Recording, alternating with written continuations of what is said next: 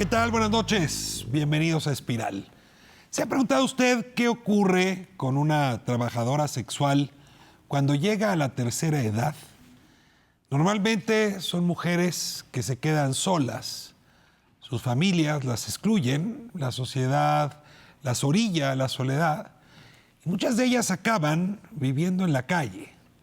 Mujeres en situación de calle que fueron trabajadoras sexuales y que no tienen un lugar donde reconstruir una vejez digna, una vida en familia, amistad siquiera.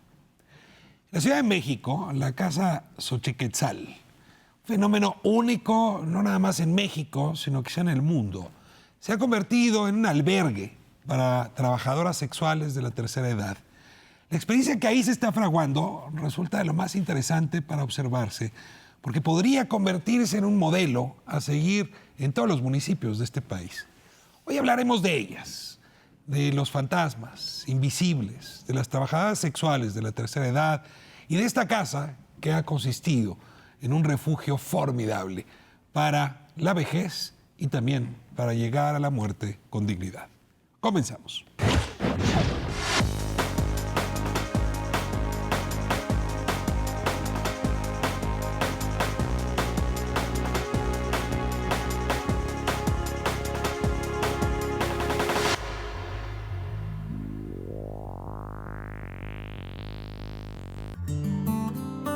Se llama el albergue Xochiquetzal, que indica flor blanca.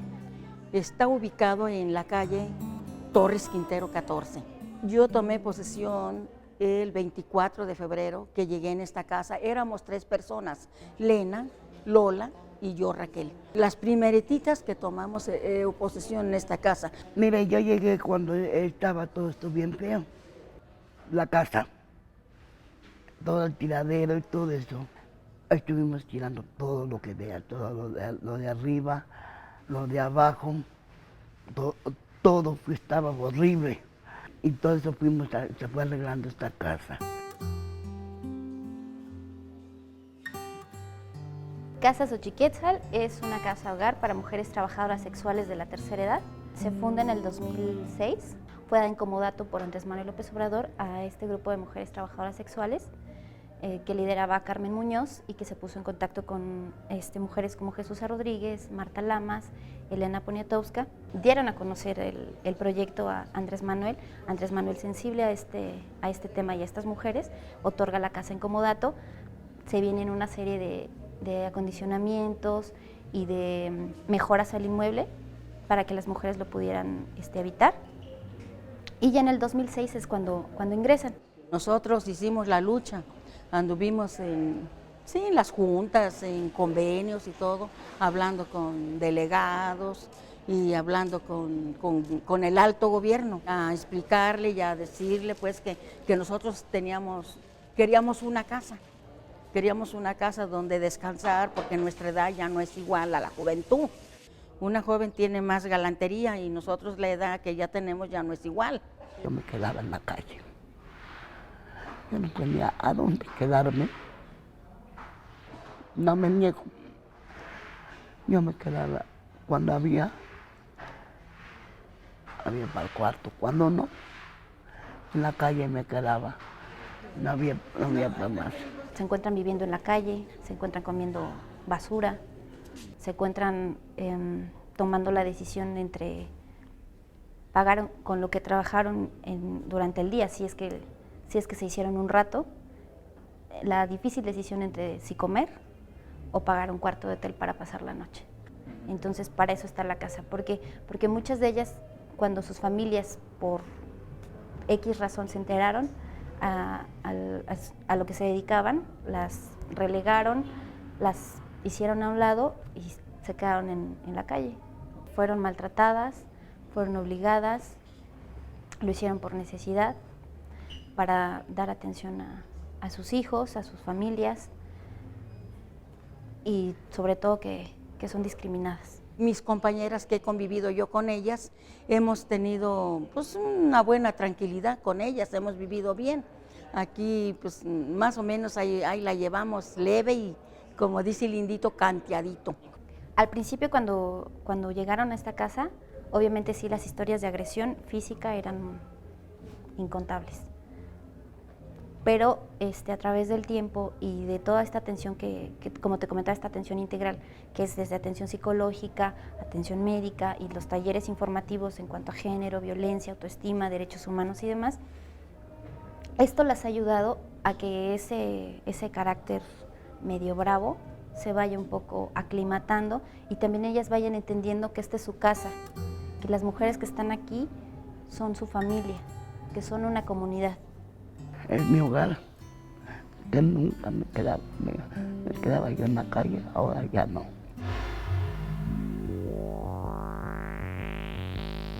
Abrir puertas, dejar de ser fantasma. Proyecto de la Casa Xochiquetzal, de la cual hablaremos esta noche, como ya había yo anunciado. Y para ello tenemos un primer testimonio de Bellamar. Me da mucho gusto tenerla aquí. ¿Le digo Bellamar o Marbella? ¿Cuál es su nombre? Bellamar. Bellamar. Habitante de la Casa Xochiquetzal. Y vamos empezando por lo primero. ¿Qué es Xochiquetzal?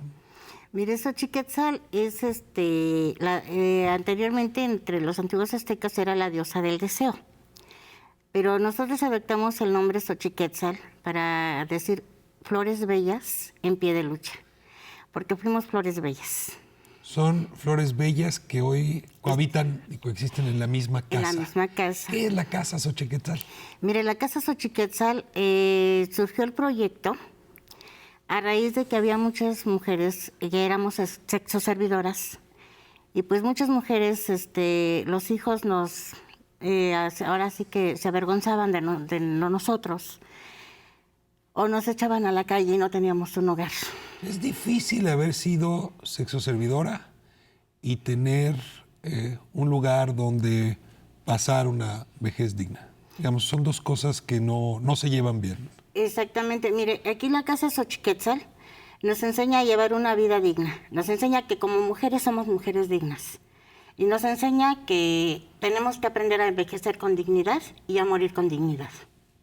Entonces, ahí nosotros tenemos talleres que hablan sobre sexo y género, como tanatología también, talleres de pintura textil, talleres de diferentes artesanías, como diferentes manualidades, como nos enseña la cartonería, hicimos catrinas, bueno, hacemos bastantes cosas. Actividades nuevas. Actividades nuevas, actividades que son un poco recreativas o también son una nueva forma de hacerse de ingresos. Pues de las dos formas. Son formas de hacernos de ingresos y aparte también nos mantienen a nosotros activas, en actividad. Déjame decirlo así, asilo de personas de la tercera edad que comparten haber tenido una misma profesión. Exactamente. Previamente. ¿Cómo llegó usted? A ver, cuénteme un poco, Bellamar, ¿cuándo llegó? ¿Cómo llegó? ¿Quién le contó de la casa? En fin, y desde luego, ¿dónde está? Porque hay que aclarar que se encuentra en la Ciudad de México. Entonces, ¿por qué llegó usted a esa casa que está hoy en el centro? Mire, yo vivía en el estado de Michoacán. Entonces, ahí fallece mi hija de leucemia. Entonces, ¿Hace cuánto? Hace aproximadamente, para esto, va a ser ya 7 años de su muerte. Entonces yo me vengo aquí a México porque todo me la recordaba. Todo, pues yo creí volverme loca de dolor. ¿Su única hija? No, era la tercera, la más pequeñita. Tengo 2 hijos más aparte. Pero entonces llego aquí a México, empiezo a trabajar como en limpieza en el metro y eso.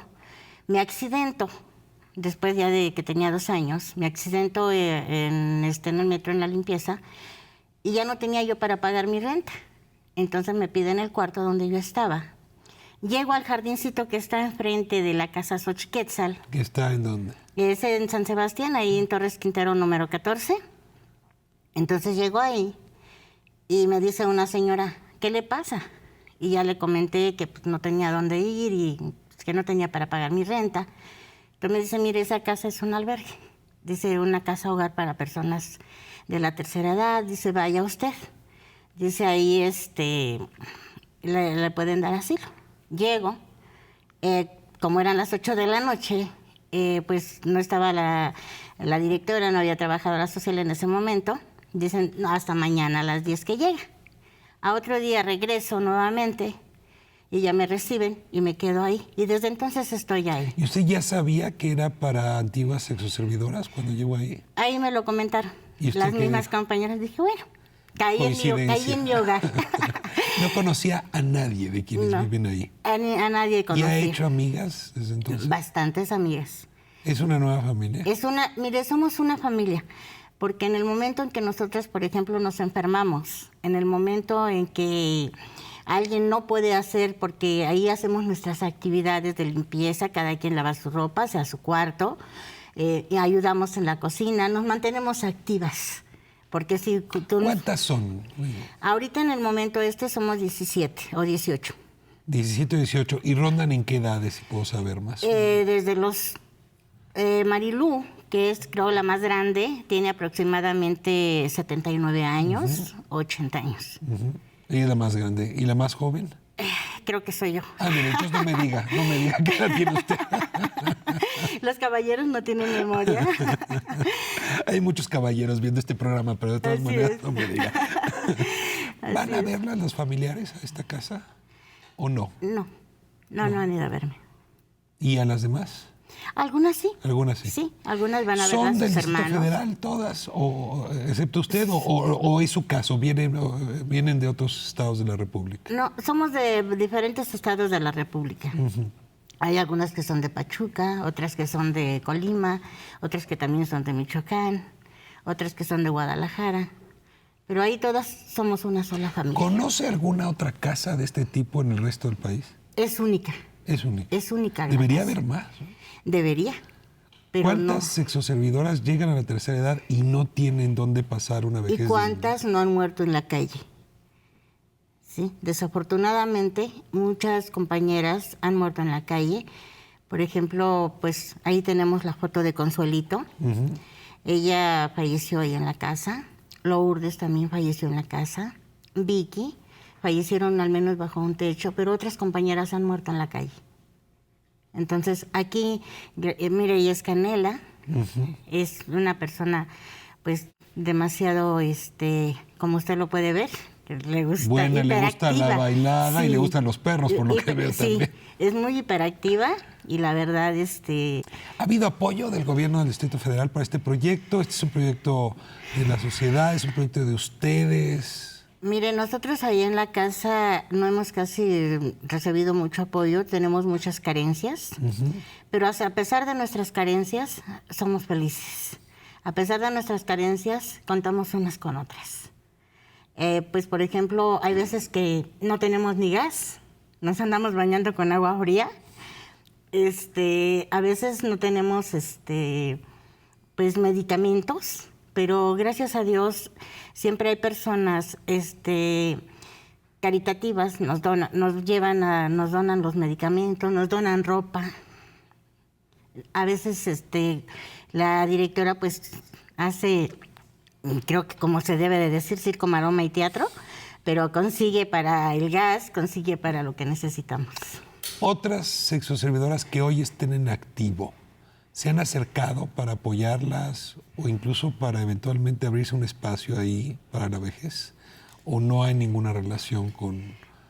Mire, sí, algunas van y nos van a visitar. Sí, las van a visitar. Sí, algunas. Algunas van, nos visitan, otras van y buscan, están 2, 3 días y pues se vuelven a ir y así, pero la casa está abierta para toda Para la quien sexoservidora y para la casa, para la persona que llegue. Ahora, entiendo que ahí tienen sobre todo 2 privilegios, cama y alimento. Cama, alimento, techo, agua, Esos son los privilegios. son los privilegios que tenemos. Y ustedes se buscan la manera de acercar más recursos para el resto de las necesidades. Claro, yo por ejemplo, a mí me encanta trabajar la artesanía, me encanta trabajar las manualidades. Como usted puede ver, las personas que nos van a enseñar talleres, entonces yo a veces vendo mis costuras, como esta, mire, es pintura textil. Estas las hace usted. Yo las hago esas. ¿Y las hace ahí en la casa? Ahí mismo en la casa se Ahí venden. mismo en la casa nos compran tela, nos compran la pintura y ahí mismo trabajamos. Me trajo usted aquí, me llaman, un libro de poemas, que además tiene un título muy sugerente, El sombrero y el sostén. Así es. Que son sus poemas desde que tenía que edad. Desde los 14 años hay algunos que tengo ahí.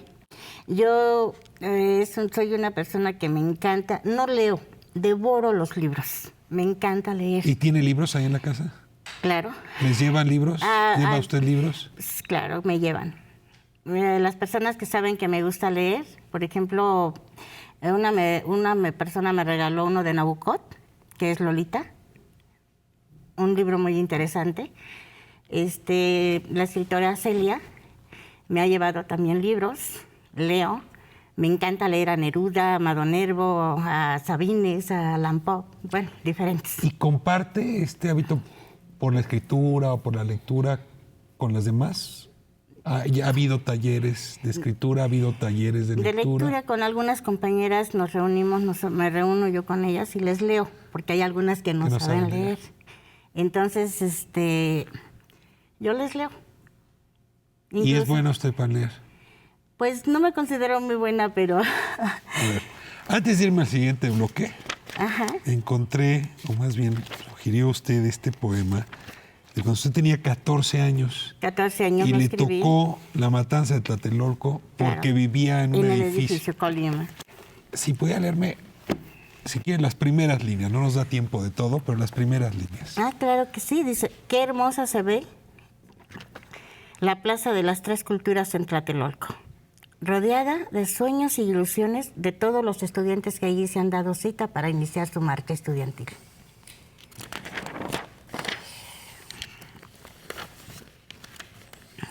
Dice, están llegando de todos lados, de Oaxaca, Guerrero, Michoacán y Nuevo León, todos luchando por un mismo ideal, el derecho a seguir estudiando. Y su lucha es porque no se cierren las universidades, que es lo que pretende hacer el gobierno de Díaz Ordaz. Entre ellos llama la atención algunos que traen un guante blanco en el brazo derecho o un pañuelo blanco amarrado.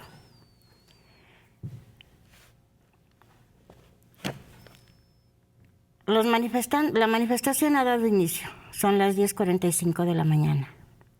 Ellos no llevan más armas que sus ansias de seguir estudiando. Para ellos su grito de protesta es opresión no, estudio sí.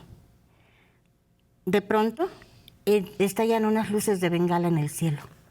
Todos piensan que es un día de fiesta, mas una turista extranjera que venía de Argentina dijo, yo conozco esa señal, es signo de que nos van a atacar. De pronto del edificio Chihuahua sale el primer disparo. Después muchos más. Cae un estudiante hacia la izquierda, dos más hacia la derecha. Nadie sabe qué está sucediendo, todos corren asustados. Buscan dónde protegerse. Corren hacia la iglesia, mas el mismo Dios les niega su protección. Las puertas de la iglesia se han cerrado.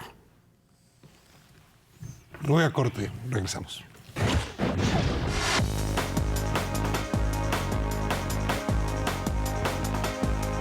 A los 15 años sufrí todo eso. Ya me quedaba ya nada.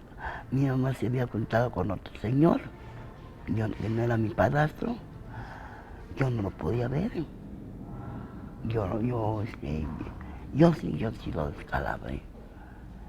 Y mi mamá decía, vamos a ayudarlos a curar. Yo ya no quise curar, porque yo sabía lo que iba a suceder conmigo. Dije, vamos para la calle. Prefiero en otras partes, en la propia casa de mi madre. Y yo me salí a esa edad, señores, a sufrir.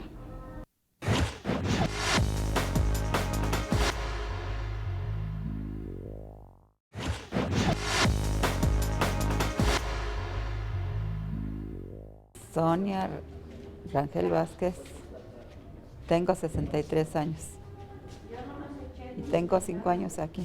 Estaba yo media escasa de renta, no podía ir con mi renta y me dijeron que para qué estaba yo solita vivo, ¿no? Que para qué estaba yo pagando renta, que me venía yo para acá, me había quitado yo de ese problema, que un día iba yo a parar en la calle y seguí yo así, ¿no? Y vine por curiosidad a ver cómo me iba, cómo estaba aquí.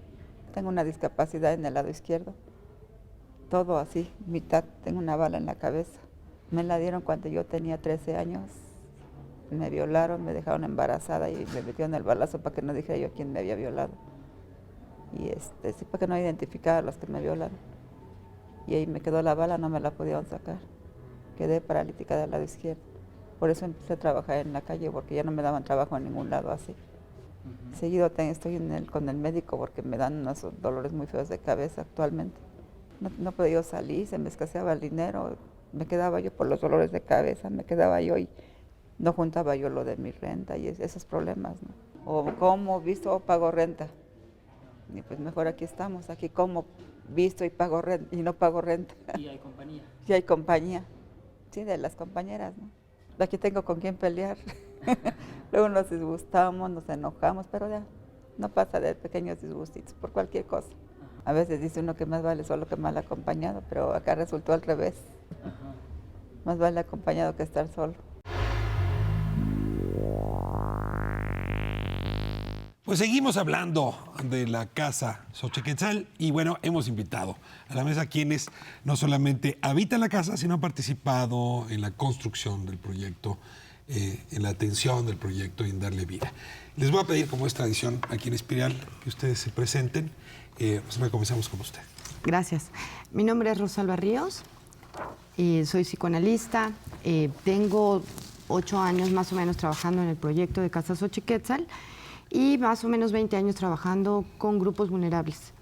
Fui invitada en el 2008 a participar en el proyecto de la casa, empecé como voluntaria, dando terapias de contención en grupo los sábados, que era mi día libre, ¿no? Bueno, el día que podía dedicarles. Y más o menos un año después, Jesús Rodríguez me invitó a participar en el proyecto, a hacerme cargo de él y a realizar el modelo de atención, a construirlo. Entonces, a partir del 2008 fue como empecé a trabajar con las mujeres de Casa Xochiquetzal. Bienvenida. Muchas gracias. Villamar, si vuelve usted a presentar, ahora le toca a usted decir quién es. Claro que sí. Mi nombre es Villamar, soy integrante de la casa. Tengo 4 años viviendo ahí. Yo, como la señorita Rosalba no me desmentirá, llegué con una depresión demasiado fuerte. Como ahí tenemos atenciones psicológicas, tenemos atención médica, en caso de que estemos enfermas, a veces no hay el medicamento. Ellas hacen hasta lo imposible por conseguírnoslo, pero gracias a Dios, ahorita yo ya salí de esa depresión. Y se nota que está usted en buenas condiciones. Gracias a mis libros y gracias a que pues siempre estoy con una pluma y un cuaderno en la mano.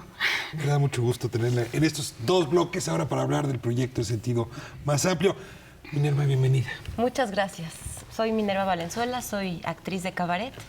Llegué a la Casa Xochiquetzal justamente a dar un taller de cabaret y me quedé porque me enamoré perdidamente de las mujeres que habitan la casa, de quienes la manejan, del proyecto en general, que es único en el mundo. Yo pensé que solamente en Latinoamérica, pero hace poco que hice la pregunta ante muchas trabajadoras sexuales de muchos países. Pregunté que si conocían un proyecto similar en su país. Todas abrieron los ojos y la boca y dijeron no.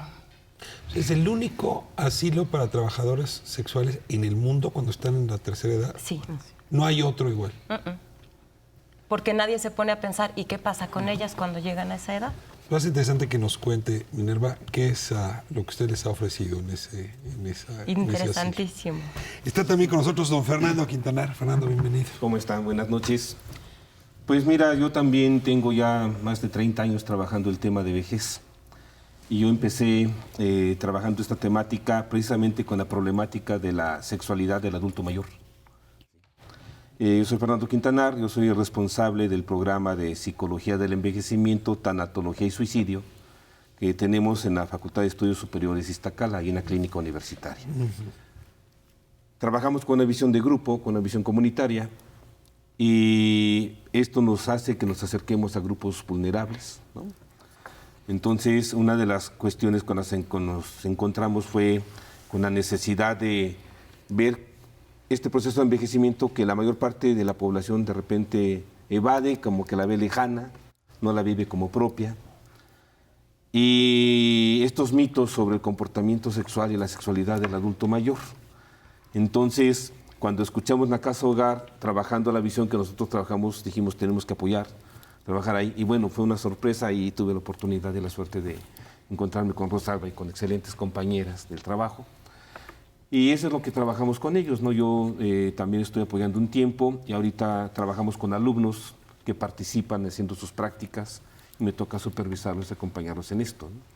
Pues Entonces vamos al es un proceso. No, Fernando, pues le agradezco muchísimo. A ver, vamos al origen. Ya nos explicaba cómo llegó ella a la casa. Ahora yo quisiera saber cómo llegó la casa a ellas. ¿Cómo surgió la casa? Bueno, surgió de una necesidad de un grupo invisible que empezó a buscar gente como Elena Poniatowska, Jesús Rodríguez, Marta Lamas, Andrés Manuel López Obrador, para pedirles un lugar donde vivir, porque se quedaban en los parques. ¿Pero quién fue? O sea, ¿quién fue a buscar a estas personas para pedirles Un grupo lugar? de mujeres, entre ellas una señora que se llama Carmen Muñoz, que era una de las trabajadoras sexuales y era una de las... ¿De ahí del centro de la Ciudad De ahí de de la México? Merced, sí. De la Merced. Sí. Hacen la petición de una casa, un lugar. Ellas lo que pedían era una casa y manejarla ellas mismas. Entonces, Andrés Manuel aceptó la petición, claro, siempre y cuando hubiera instituciones que pudieran acompañar, hacer acompañamiento con el grupo de mujeres. Así es como empezó la idea original. O sea, ¿no? mujeres adultas mayores, trabajadoras sexuales que no tenían dónde En dormir. esos son los 3 requisitos. Mujeres trabajadoras sexuales de la tercera edad en situación de calle. Porque tenemos más de 300 mujeres en el centro histórico de la tercera edad, pero no todas están en la casa, porque la mayoría de ellas, sus familias no saben que son trabajadoras sexuales. Entonces ellas salen, trabajan y es como si trabajaran en una tienda o en algún otro lugar y regresan a su casa todos los días. Regularmente son del Estado de México o de algún otro estado cercano y siempre han vivido de esta manera. Las que tenemos en casa son mujeres que las familias las han abandonado y que además evidentemente no tienen ningún lugar donde llegar, no tienen ningún familiar. Obviamente las familias lo conocen la problemática, las corren de la casa, las golpean y las dejan en la calle.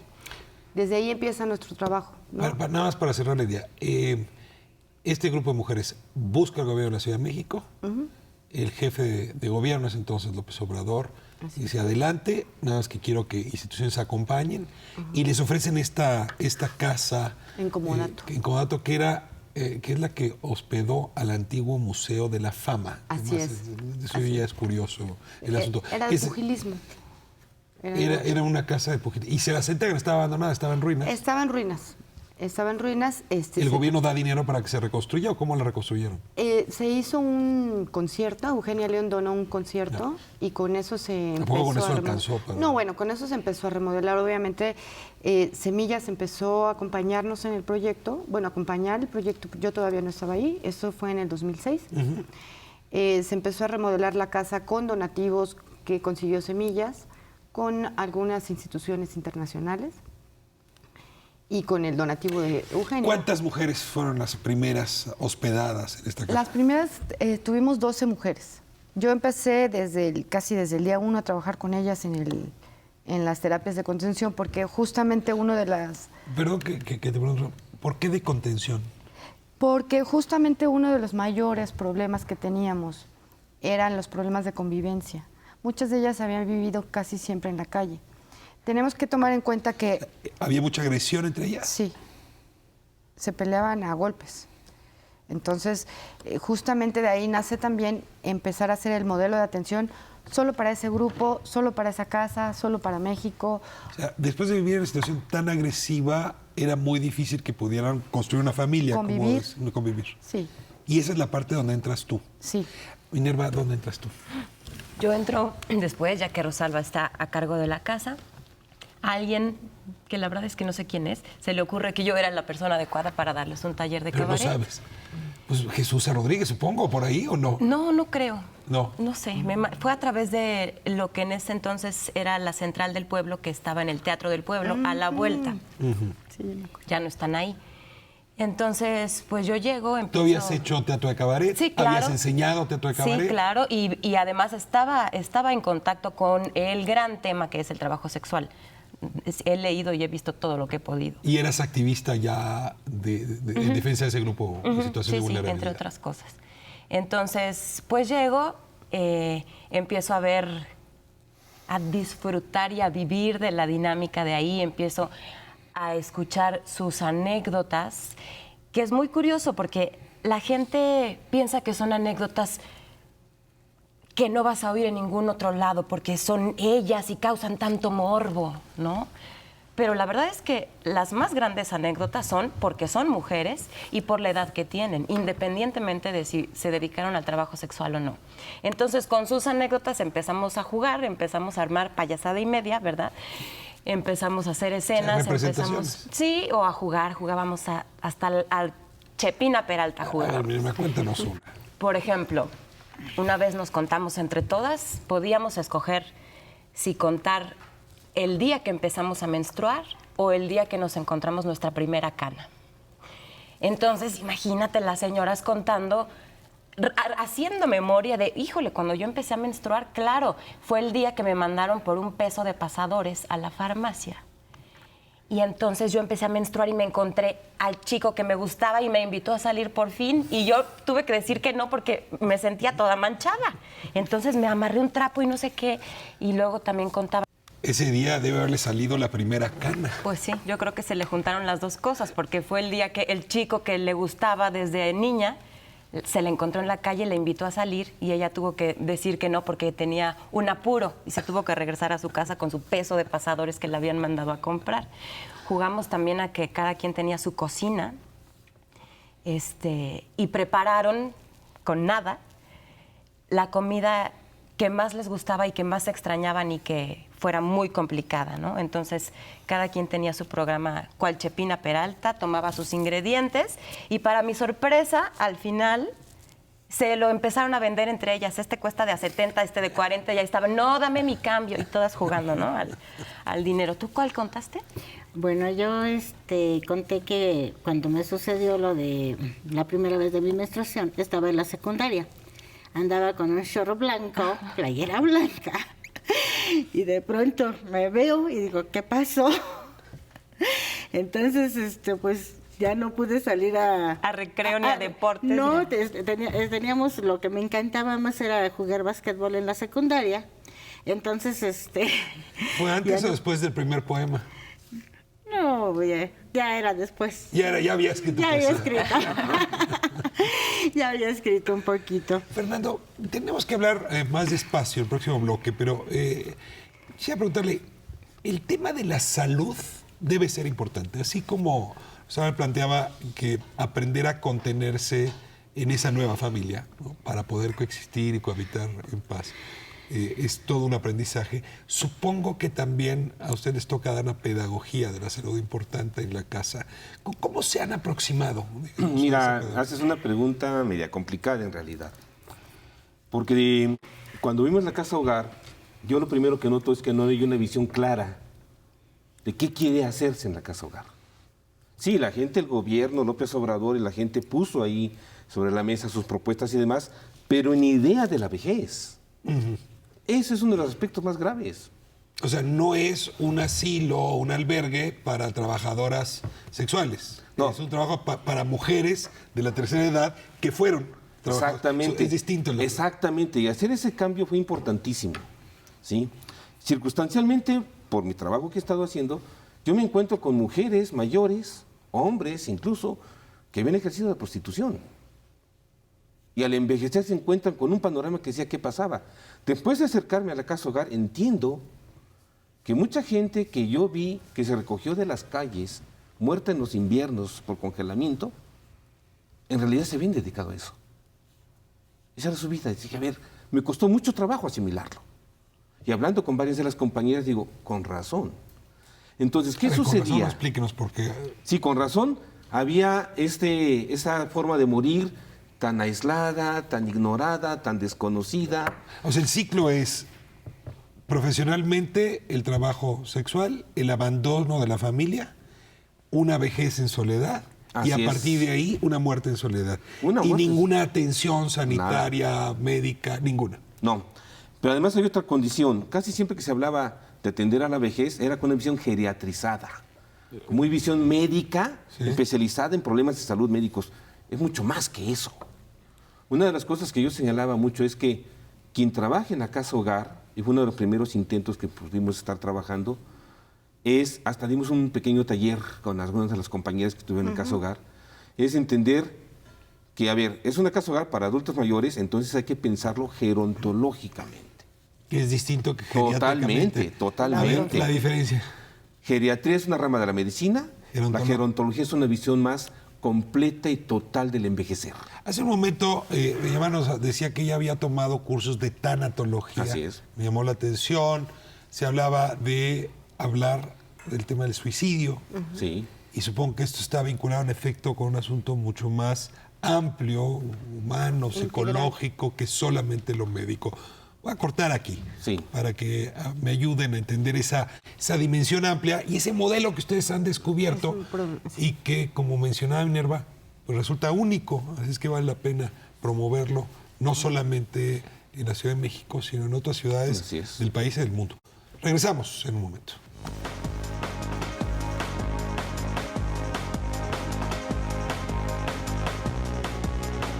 Ese día que yo me salí de la casa de mi hija, anduve por la Merced, encontré un muchacho que siempre me compraba, porque desde ese día ya no lo he visto.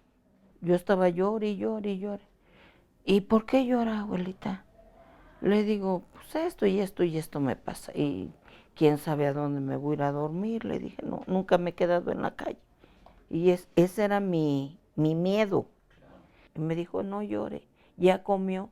Ya, le dije, no había comido nada. Y aquí me alcancé la merienda.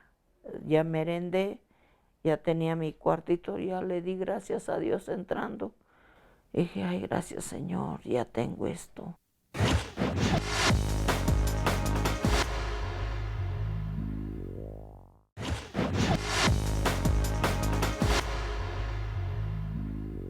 Soy Celia Gómez Ramos. Soy cronista, estoy de aquí desde hace un año, platicando con las habitantes, muy entusiasmada, vengo seguido y pues he aprendido muchas cosas al estar aquí.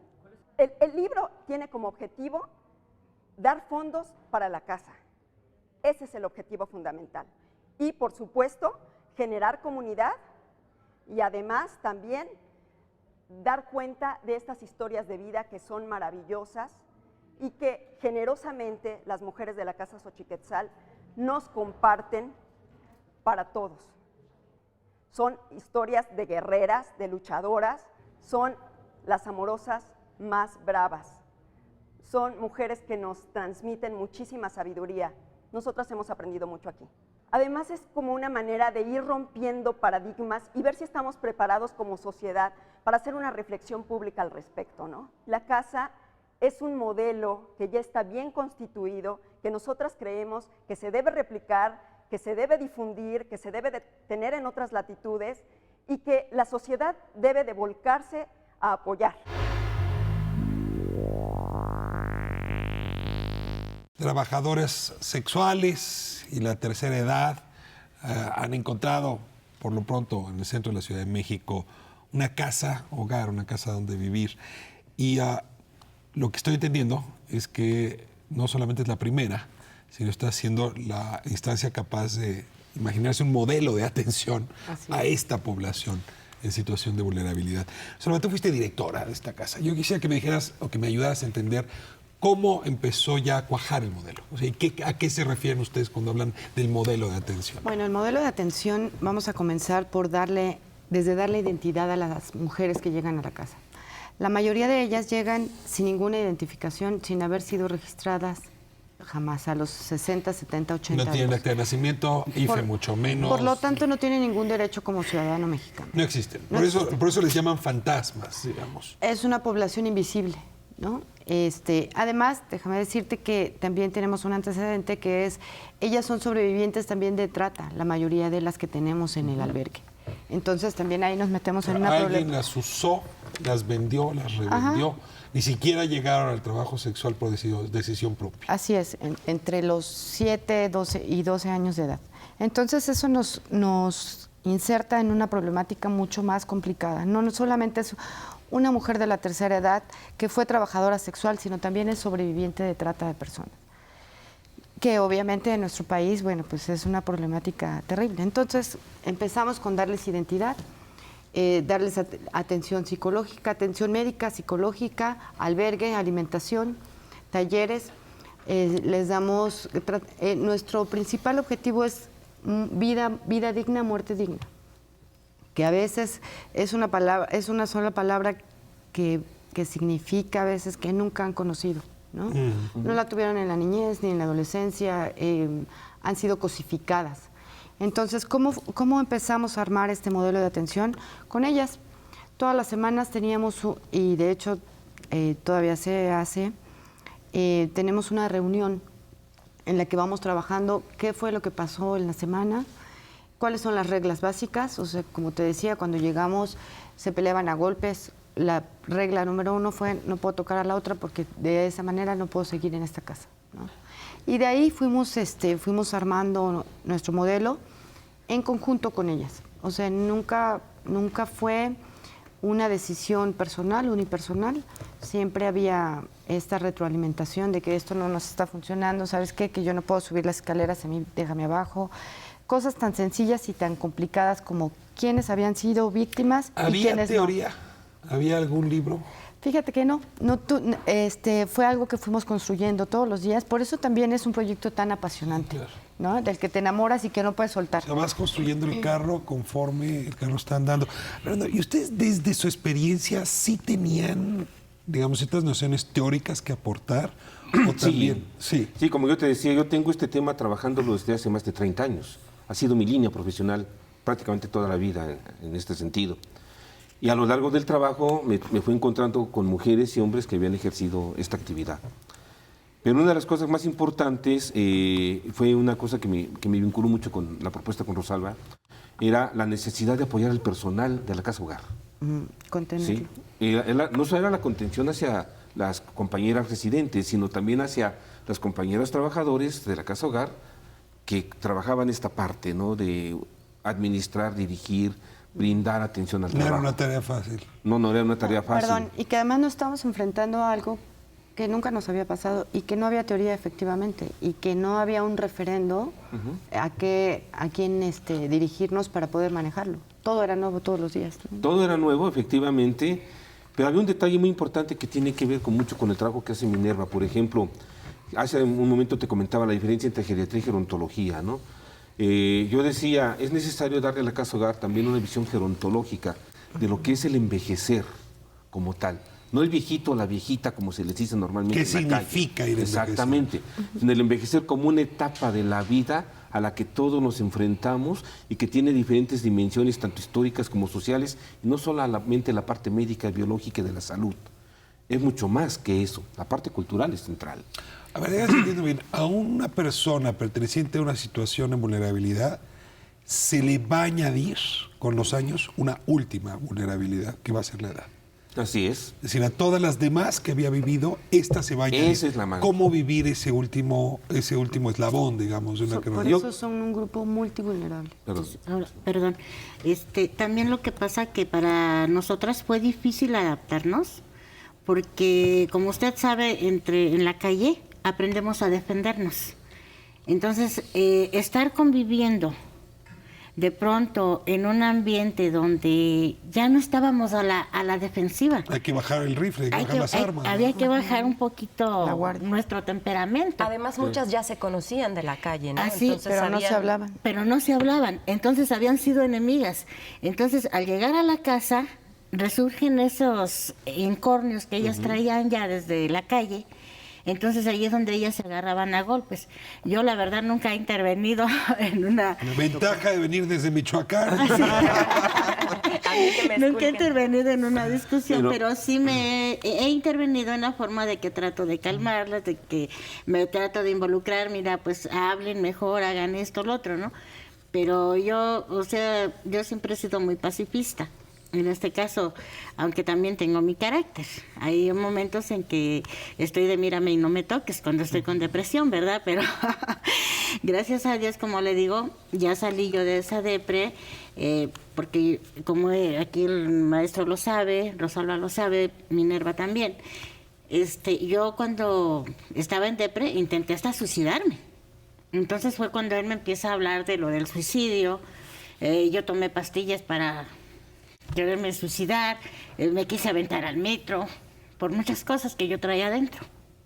Pero gracias a Dios y gracias a la casa, ahorita yo me siento reina. Ahora, perdón, aquí hay una cosa muy importante que usted tiene que ver. Una de las cuestiones centrales era darle sentido a lo que ellos viven en la casa hogar, en la vida cotidiana. ¿Sí? ¿Para qué hacer y celebrar algo? Que es donde nosotros intervenimos, por ejemplo. Por eso resalto mucho el trabajo que Creo que hace celebrar Minerva. rituales, como que Exactamente, la como ofrenda Año de Nuevo, como muertos. Navidad. ¿Cuántas ofrendas de muertos no preparamos? La Bastantes. posada, las propias fiestas patrias. Ahora, ¿a qué me refiero con esto? Es darle esos rituales. No, nada más es darle los rituales. Es mucho más que Rosalba señaló en algún momento en una plática que tuvimos aparte. El ponerse a hacer esas actividades con un sentido y una dirección permite ser lo que dice nuestra compañera, ¿no? Sí. Permite ser lo que ella menciona porque empiezan a hablar, empiezan a escucharse, empiezan a compartir. Y hay una cosa muy importantísima de todo este trabajo que se hace, es que cuando participan en las actividades culturales hay una transformación del sentido de ser personas en esas condiciones. Dignificación. ¿Sí? ¿Sabes qué? Una cosa que me ha sorprendido mucho ha sido el poder del perdón que ahí se han encontrado. Eso me tiene sorprendido. ¿Sí? El poder del perdón, el poder, Conchita, ¿no? Una de las compañeras que hablaba, ¿sí? De repente cuando llegan sus hijos y me dicen, oiga, profesor, mi madre en estas condiciones, ¿cómo llega a su condición de salud a esta edad? Y le empiezan a tocar, empiezan a hablar con ella, empiezan a tratarla y ella empieza a ser escuchada. La tenían abandonada y la casa permitió el acercamiento. El acercamiento, ¿no? Sí. Es un recuperar, a ver, yo aquí quiero señalar un detalle, y que es, creo que la aportación de la casa, aun con todas las complicaciones que tenga. Son poquitas, no importa que hayan sido poquitas. Yo también he tenido la oportunidad de vivir en el extranjero, en otras áreas, cuando hablábamos de estos temas, la gente se sorprende, ¿no? La gente se sorprende y dice, ¿cómo una casa hogar viene así? ¿Qué están haciendo? Para mí me sorprendió ver a los grupos desaparecidos. Se nos está yendo el invisibles. bloque y me importaría mucho, a partir de esta experiencia, hacer un planteamiento. Y lo decía en el corte anterior. Esto podría volverse una política pública, sobre todo en los municipios más poblados del país. ¿Cómo hacer para que este aprendizaje de ustedes no se reduzca a una experiencia exitosa, sin duda, en la Ciudad de México? Un acto de buena voluntad en un momento dado de un gobernante o de una serie de ciudadanos que se involucran, sino se convierte en algo mucho más estable. ¿Lo han pensado, lo han dialogado? Bueno, lo hemos peleado, no sabes cuántas veces, con cuántas personas. Desafortunadamente es un proyecto que suena maravilloso, pero en México manejamos mucho algo que se llama doble moral, ¿no? Que dicen, ay, qué proyecto tan bonito, pero ¿sabes qué? ¿Quién las mandó a ser trabajadoras sexuales? Nunca se ponen a pensar. O sea, hay un desprecio por la trabajadora y a partir de ahí que su vejez sea un problema y de nunca ellos. se ponen a pensar que a veces no tuvieron ni siquiera la opción de escoger, como en estos casos. Evidentemente estamos hablando de un tema que no es el trabajo sexual cuando tú lo eliges. Ese es con libertad y esa es otra cosa, ese es otro tema. Estamos hablando de un grupo multivulnerable, de sobrevivientes, ¿no? De sobrevivientes de trata, de un grupo que evidentemente existe en todos los estados, en todo el país y en todo el mundo. Nada más que no había sido posible verlo. Y por supuesto que tendría que haber una política pública. Justamente ese es el meollo. No existe una política pública para el trabajo sexual. Si alguien en está México. viendo el programa y quiere apoyar como han apoyado ustedes, ahí están los datos, están puestos en pantalla, los pueden ver para llamar, para buscarles, para hacer donativos, libros, Donativos. para Yo lo ir único- a dar horas de trabajo, en fin, esa es una forma de apoyar. ¿Qué otras formas tendríamos en este país? Impulsar para apoyar? políticas No se públicas metan. personas. Es que mire, la doble moral desafortunadamente a nosotros nos juzga, ¿sí? Nos critican, nos atacan, pero desafortunadamente no se ponen en nuestros zapatos, ¿verdad? No se ponen en nuestros zapatos de que tuvimos hijos, que había que mantenerlos. Teníamos gastos que eran necesarios que hacer. Entonces, estos en lugar de apoyarnos, ¿sí? Se ponen a sojuzgarnos. El por qué lo hiciste. Exactamente. Y entonces estas políticas y esta manera de ponernos de acuerdo como sociedad va no solamente entre instituciones que deben apoyar directamente a la casa, sino en la reacción que tenemos todas las personas alrededor en torno al trabajo sexual, en los medios de comunicación, en clasificar a las mujeres entre quiénes son las buenas y quiénes son las malas. Todo eso estorba, estigmatiza, lastima y mata. Todo lo que tiene que ver con la sexualidad. Fernando, ¿no? desde el área de salud del Estado mexicano, ¿qué tendría que hacerse? Para empezar, entender que debe haber una condición de política de Estado que haga reconocimientos o haga visibles a los grupos como ellos que son invisibles, ¿no? Que hay una continuidad de acciones, que no sea nada más una condición circunstancial y de oportunidad política, ¿sí? Porque sí, de repente puede haber un momento político que se apoya, pero no está marcado como plan de trabajo y de gobernabilidad, ¿no? Y voy a decir algo que, bueno, también de repente a mí me ha sorprendido, y hablando con varias de las compañeras, de repente la historia personal se ha cruzado con la corrupción de las imágenes de autoridad y política que han gobernado este país. No, si alguien conoce la corrupción de esta ciudad, Totalmente, ¿no? Sí. son quienes trabajaron, sobre todo en esta zona de la ciudad, en la Merced, en el centro. Así A es. mí me gustaría agregar algo también. Es importante ver que justamente estos grupos vulnerables han sido también un cinturón de contención social. Así es. Y eso no lo vemos. No lo vemos. O sea, no nos hemos dado cuenta que somos un todo y que esto es resultado de una sociedad que todos hemos creado. Y por lo tanto la solución está en manos también Tendría que estar en desde manos una de todos. comunidad política. Y ni siquiera tienes que entender tanto la problemática o involucrarte. Más Se bien nos fue el tiempo, entenderla un Fernando, poco. medio segundo. Sí, medio segundo. No todo trabajo sexual termina en actividad sexual. A veces se convierten simplemente en acompañantes que atienden depresiones y soledad. Eso hay que entenderlo. Pues vale la pena visitar la Casa Xochiquetzal. Yo no saben cómo les felicito y les celebro este esfuerzo. Y desde luego quienes han logrado rehacer la vida en esta familia. Llamar qué valor y qué valentía estar aquí con nosotros. Me ha dejado un ejemplo fuerte. Muchas gracias. Gracias a todos. Gracias. Gracias. Nos vemos próximo miércoles, 11, TV México. Gracias de veras por habernos permitido entrar esta noche a sus hogares.